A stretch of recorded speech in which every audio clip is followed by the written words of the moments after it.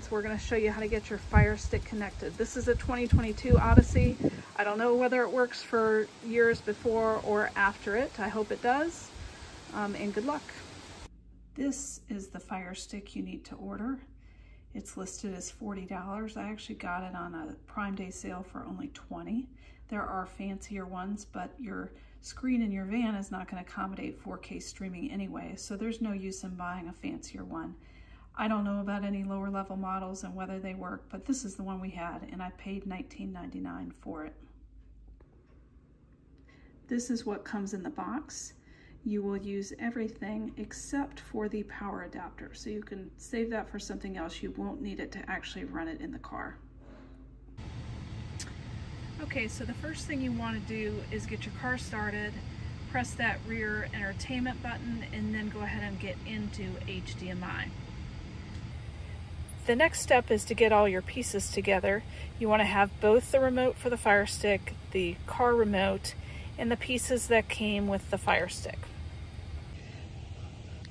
Okay, so first thing you want to do is make sure you use this, because if you try to put this directly into the HDMI port, you can see that that's going to stick out and your kids are probably going to kick it at some point and it'll get broken. So you'll want to stick it to the dongle, I think is what they call it.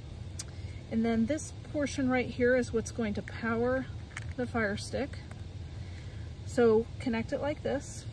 Then what you want to do is come down, stick the dongle portion into the HDMI port, then put this into the power.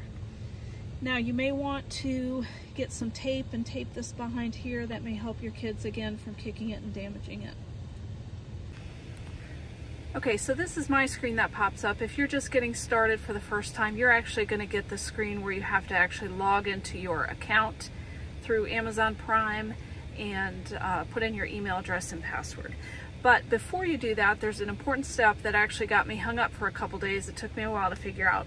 But you need to grab your car remote and you need to hit the menu button. And see that aspect ratio that comes up? You've got to make sure that aspect ratio is in the middle.